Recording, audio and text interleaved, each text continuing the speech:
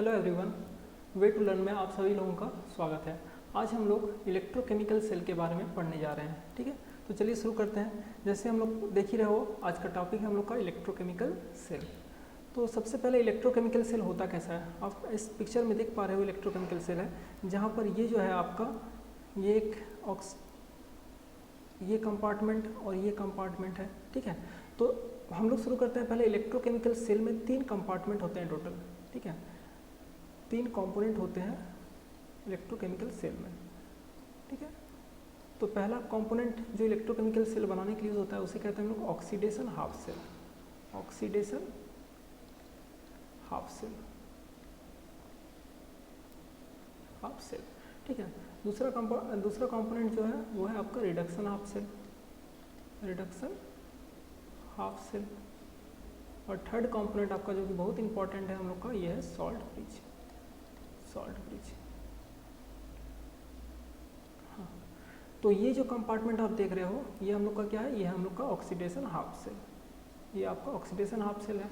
ठीक है, और ये क्या है आपका रिडक्शन हाफ सेल। ये आपका रिडक्शन हाफ सेल, ये फर्स्ट वाला ऑक्सीडेशन हाफ सेल, ये दूसरा वाला रिडक्शन हाफ सेल। तो ऑक्सीडेशन हाफ सेल में यहाँ पर आपका Zn जिंक का इलेक्ट्रोड यहाँ पर डिप किया हुआ है जिंक सल्फेट का सॉल्यूशन में। ठीक है, जिसका हम लोग इलेक्ट्रोड लेंगे उसी के सॉल्यूशन में से डिप किया जाता है। दूसरा यहाँ पर कॉपर का प्लेट लिया गया है और इसको कॉपर सल्फेट के सॉल्यूशन में डिप किया गया है। ठीक है, तो हम लोग बारी बारी से पढ़ेंगे एक के बारे में। ठीक है, जैसे ऑक्सीडेशन हाफ सेल क्या होता है, रिडक्शन हाफ सेल क्या होता है और सॉल्ट ब्रिज क्या होता है। तो चलिए, सबसे पहला ऑक्सीडेशन हाफ सेल। तो ये हम लोग का क्या था, ऑक्सीडेशन हाफ सेल था। अब देखिए ऑक्सीडेशन हाफ सेल में होता क्या है, अगर आपका कोई मेटल हो, मेटल का टेंडेंसी होता है इलेक्ट्रॉन लूज करने का। तो ये मेटल लूज किया सपोज n इलेक्ट्रॉन और मेटल n प्लस में कन्वर्ट हो गया। ठीक है, ये आपका आयंस में कन्वर्ट हो गया। मेटल n इलेक्ट्रॉन लूज करने के बाद n प्लस आयंस में कन्वर्ट हो गया। मतलब यहाँ पर क्या हो रहा है आपका लॉस ऑफ इलेक्ट्रॉन, मतलब यहाँ हम लोग का ऑक्सीडेशन हो रहा है। यही तो होता है ऑक्सीडेशन हाफ सेल में, ऑक्सीडेशन रिएक्शन टेक्स प्लेस। ठीक है, अब अगर कोई भी हम लोग मेटल ले, सपोज यहाँ पर कोई मेटल लेते हैं इस तरह से, और इसको हम लोग कोई भी एक सॉल्यूशन में डिप किए हैं इस मेटल सल्फेट का सॉल्यूशन में। मतलब ये मेटल सल्फेट का सॉल्यूशन है, तो यहाँ पर m plus n ions present होगा इस सॉल्यूशन में। इस सॉल्यूशन में आपका m plus n ion solution क्या होगा, प्रेजेंट होगा।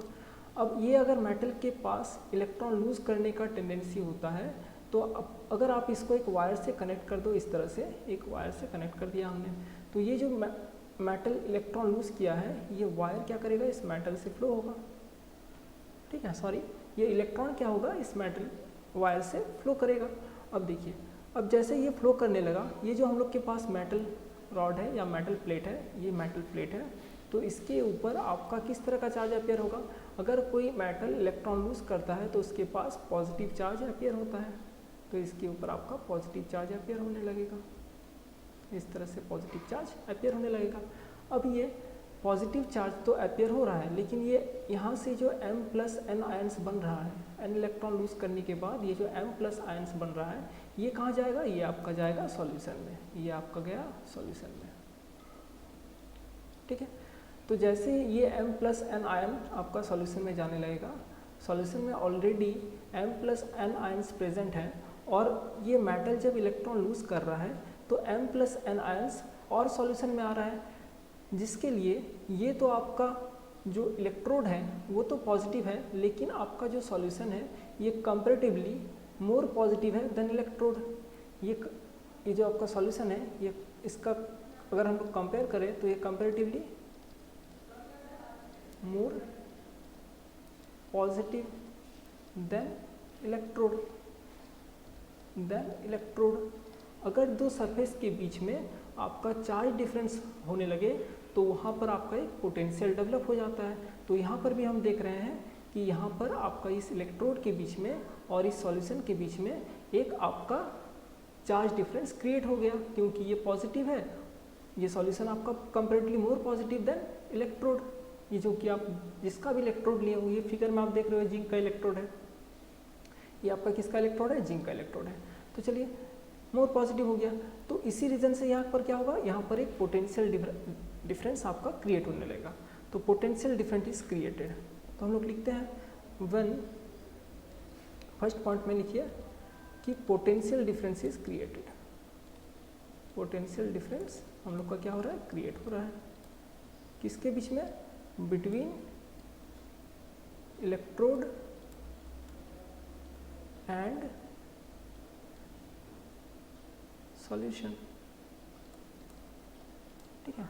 और इसी इलेक्ट्रोड पोटेंशियल को हम लोग क्या बोलते हैं, इलेक्ट्रोड पोटेंशियल बोलते हैं। इलेक्ट्रोड पोटेंशियल, इसी पोटेंशियल को हम लोग बोलते हैं electrode potential of oxidation half cell. इसको आप इतना लंबा नहीं लिख के आप ऐसा ही बोल सकते हो कि ये इलेक्ट्रोड पोटेंशियल है किसका, ऑक्सीडेशन हाफ सेल का। और इसको रिप्रेजेंट कैसे करेंगे, इसको रिप्रेजेंट करेंगे ई से, ठीक है। यहाँ पर ई लिखना है। यहाँ पर मेटल आयन जो था आपका, मेटल जो था मेटल आयंस में कन्वर्ट हो रहा है। और यहाँ पर ये आपका एक्वस फेज में है, लेकिन ये आपका कौन सा फेज में है, सॉलिड फेज में है। तो ये दोनों अलग अलग फेज है, इसलिए दोनों को सेपरेट करने के लिए हम लोग एक वर्टिकल बार यहाँ पर पुट कर देते हैं। तो हम लोग electrode potential of oxidation half cell को इस तरह से रिप्रेजेंट करते हैं, ठीक है। तो देखिए यहाँ से ये हम लोग का मेटल वायर है, आप लोग को दिख रहा होगा, ये आपका मेटल वायर है। यहाँ से इलेक्ट्रॉन इस तरह से जा रहा है और इसके ऊपर पॉजिटिव चार्ज अपेयर हो रहा है इस तरह से। और यहाँ क्या हो रहा है, यहाँ Zn+2 आयंस इस सॉल्यूशन में जा रहा है, जिस कारण से ZnSO4 में Zn+2 आयंस ऑलरेडी प्रेजेंट है। और ये Zn+2 आयंस इस मेटल से भी आ रहा है, मतलब ये कंप्लीटली मोर पॉजिटिव हो जाएगा देन इलेक्ट्रोड। तो ये जो आपका सॉल्यूशन है, इस सॉल्यूशन के बीच में और इस इलेक्ट्रोड के सरफेस के बीच में एक पोटेंशियल डिफरेंस क्रिएट हो जाएगा, जिसको हम लोग बोलेंगे इलेक्ट्रोड पोटेंशियल, ठीक है। अब देखिए यहाँ पर एक टर्म होता है स्टैंडर्ड इलेक्ट्रोड पोटेंशियल, एक टर्म होता है स्टैंडर्ड इलेक्ट्रोड पोटेंशियल। अब ये क्या होता है, स्टैंडर्ड इलेक्ट्रोड पोटेंशियल, ठीक है। स्टैंडर्ड इलेक्ट्रोड पोटेंशियल बोलने का मतलब क्या है, अगर हम लोग कोई एक स्टैंडर्ड कंडीशन ले लें, अगर हम लोग कोई एक स्टैंडर्ड कंडीशन का मतलब क्या है, अगर आप प्रेशर को 1 बार रखते हो, प्रेशर अगर आप 1 बार रखते हो और कॉन्सेंट्रेशन जो है वो अगर आप 1 मोलर रखते हो, टेम्परेचर वैसे तो आप कुछ भी टेम्परेचर ले सकते हो, लेकिन यहाँ पर रूम टेम्परेचर जो होता है 25 और 26 कुछ भी लीजिए, 25 डिग्री सेल्सियस पे आपका इलेक्ट्रोड का जितना पोटेंशियल होगा उसको हम लोग क्या बोलेंगे, स्टैंडर्ड इलेक्ट्रोड पोटेंशियल। तो इसको कैसे डिफाइन करेंगे, the electrode potential at 1 bar pressure 1 molar concentration and 25 degree Celsius is known as standard electrode potential of oxidation half cell, ठीक है। और इसको रिप्रेजेंट कैसे करेंगे, इसको हम लोग रिप्रेजेंट करेंगे स्टैंडर्ड इलेक्ट्रोड पोटेंशियल को E0, यहाँ पर नॉट लगा देना है, यहाँ पर M ये सॉलिड है और ये एक्वस है, इस तरह से हम लोग इसको रिप्रेजेंट करेंगे।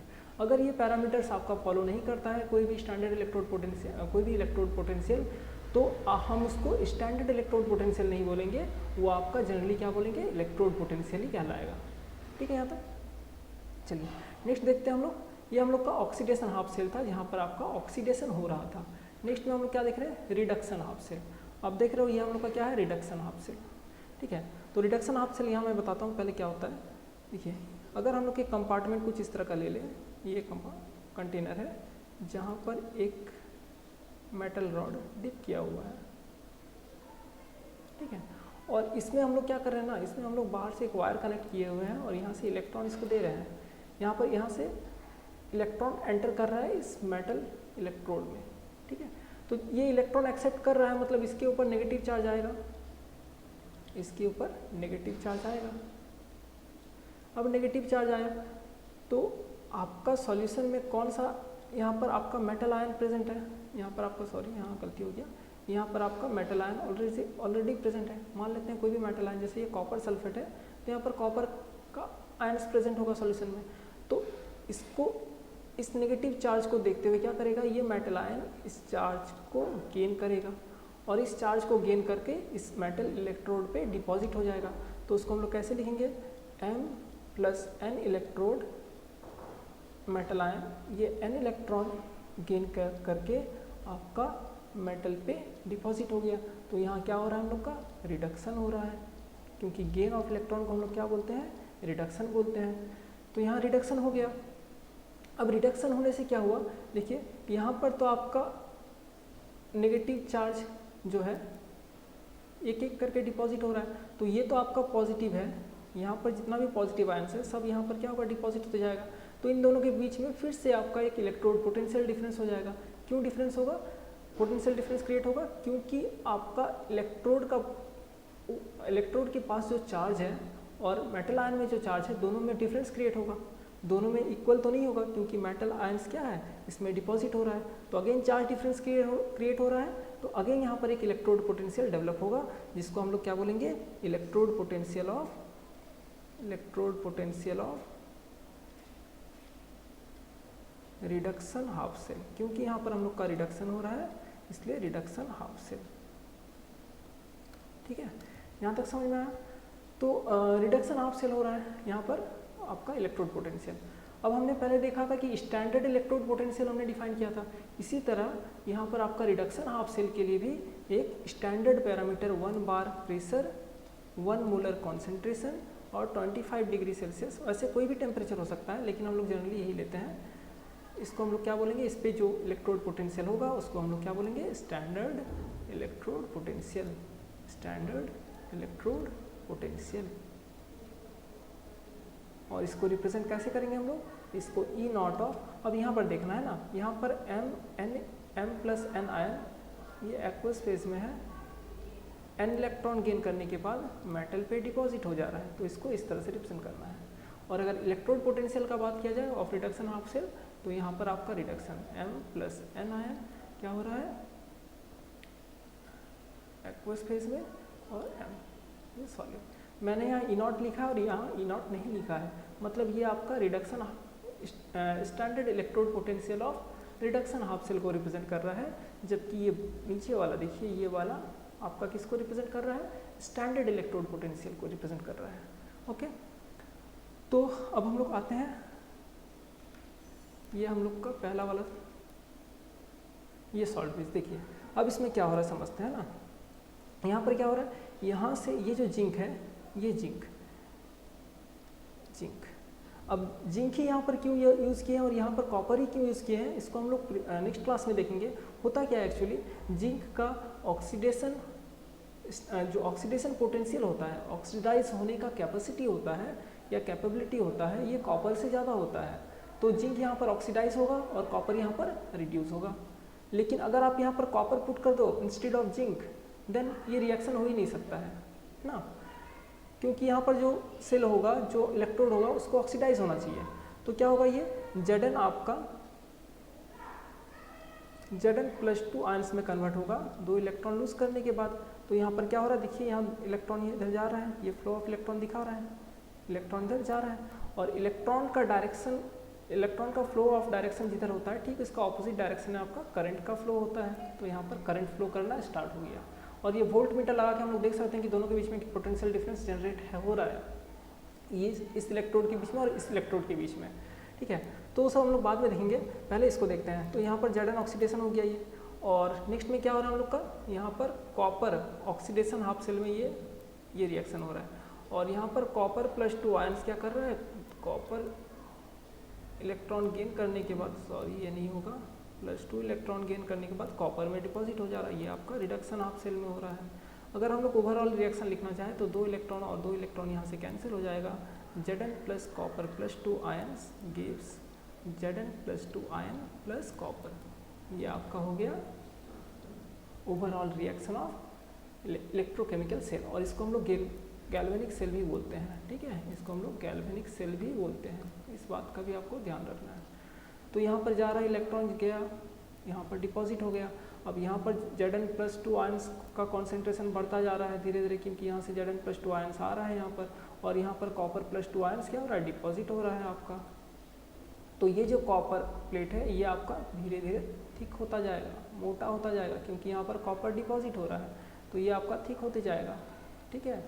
लेकिन यहाँ पर जो ZnSO4 है, ZnSO4 सॉल्यूशन के साथ ये जो जिंक का इलेक्ट्रोड है ये धीरे धीरे क्या होगा, इस तरह से थिन होते जाएगा, पतला होते जाएगा, क्योंकि यहाँ से ये तो Zn+2 में कन्वर्ट हो रहा है ना, तो ये इस तरह से आपका रिड्यूस होते जाएगा इसका थिकनेस। यहाँ तक समझ में आ गया। तो दो कंपोनेंट हम लोग पढ़ चुके हैं। पहला हमने पढ़ा, क्या पढ़ा, ऑक्सीडेशन हाफ सेल, देन हमने पढ़ा रिडक्शन हाफ सेल, और उसके बाद हमने पढ़ा कि इन दोनों के बीच में कैसे करंट का फ्लो होता है। अब इसमें मेन कंपोनेंट एक है सॉल्ट ब्रिज। तो सॉल्ट ब्रिज का यूज़ क्यों करते हैं, अब देखिए क्या होता है, जैसे जैसे अगर मैं पहला हाँ ये देखिए, अब देखिए यहाँ पर ये इलेक्ट्रॉन का फ्लो कंटिन्यूसली बना रह सकता है क्या, जैसे ही ऑक्सीडेशन हाफ सेल और रिडक्शन हाफ सेल दोनों का पोटेंशियल डिफरेंस सेम हो जाएगा, इलेक्ट्रॉन का फ्लो रुक जाएगा। ये दोनों आपका एक्सटर्नली कनेक्ट है, बट इंटरनली तो कनेक्ट नहीं है। इंटरनली कनेक्ट करने के लिए मतलब इस सॉल्यूशन के बीच में और इस सॉल्यूशन के बीच में आयंस का फ्लो होना बहुत ज़रूरी है। तो उसी आयंस को फ्लो को कंटिन्यू रखने के लिए हम लोग एक इन्वर्टेड यू ट्यूब का यूज़ करते हैं, जिसको हम लोग सॉल्ट ब्रिज बोलते हैं।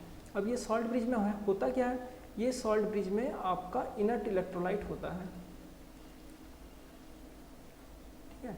इलेक्ट्रोलाइट कुछ भी ले सकते हो आप, KCl, AgCl, ठीक है। लेकिन अगर हम लोग इसका इलेक्ट्रोलाइट का यूज़ कर रहे हैं तो हमें एक बात का ध्यान रखना है कि कहीं ये AgCl इस सॉल्यूशन के साथ रिएक्ट करके प्रिसिपिटेट ना बना दे। जैसे अगर आप AgCl का इलेक्ट्रोलाइट लेते हो ना, तो ये आपका, और सपोज यहाँ पर NaCl का कोई भी सॉल्यूशन है, सोडियम का सॉल्यूशन है या फिर किसी का भी सॉल्यूशन है, ठीक है, जिसके साथ ये Ag रिएक्ट करके प्रिसिपिटेट बना सकता है, तो वो क्या करेगा, Ag उस सॉल्यूशन के साथ रिएक्ट करेगा और प्रिसिपिटेट बनाएगा, जिससे ये कंटिन्यू नहीं रह पाएगा आपका। तो इस बात का हमें ध्यान रखना है कि अगर हम लोग इलेक्ट्रोकेमिकल सेल बना रहे हैं तो हम लोग जो सॉल्यूशन ले रहे हैं ऑक्सीडेशन हाफ सेल या रिडक्शन हाफ सेल में, जिस भी इलेक्ट्रोड मेटल का सॉल्यूशन ले रहे हैं, वो आपका AgCl या KCl के साथ रिएक्ट करके प्रिसिपिटेट का फॉर्मेशन नहीं करें, ठीक है। बाकी दूसरा आप AgCl और AgCl को छोड़कर बाकी दूसरा कोई भी आप इलेक्ट्रोलाइट ले सकते हो। अब इस इलेक्ट्रोलाइट को हम लोग करते क्या है, इस इलेक्ट्रोलाइट को हम लोग, एक मिनट रुकिए, इस इलेक्ट्रोलाइट को हम लोग अगार अगार के साथ मिक्स करते हैं, और ये क्या है, एक जेली लाइक सब्सटेंस है जो कि आपका एल्गी से मिलता है, जेली लाइक सब्सटेंस है। इसके साथ मिक्स कर देते हैं हम लोग इलेक्ट्रोलाइट को मिक्स कर दिया, और इलेक्ट्रोलाइट को मिक्स करने के बाद हम लोग क्या बना दिए, एक पेस्ट बना दिए, ठीक है। और ये पेस्ट को हमने इस तरह सॉल्ट ब्रिज में पुट कर दिया, ठीक है।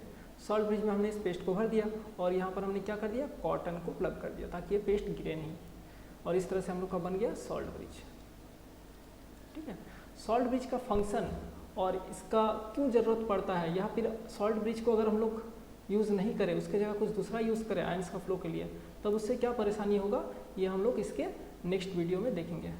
आशा करता हूँ आप लोगों को यहाँ तक पूरी अच्छी तरह से समझ में आ गया होगा। ओके, आप देख रहे हो, ठीक है। तो एक बार रिवीजन कर लेते हैं। इलेक्ट्रोकेमिकल सेल के तीन पार्ट्स होते हैं, oxidation half cell, reduction half cell और सॉल्ट ब्रिज। दो पार्ट्स हमने देख लिया, ऑक्सीडेशन हाफ सेल और रिडक्शन हाफ सेल हमने देख लिया है, ठीक है, ये हमने देख लिया है।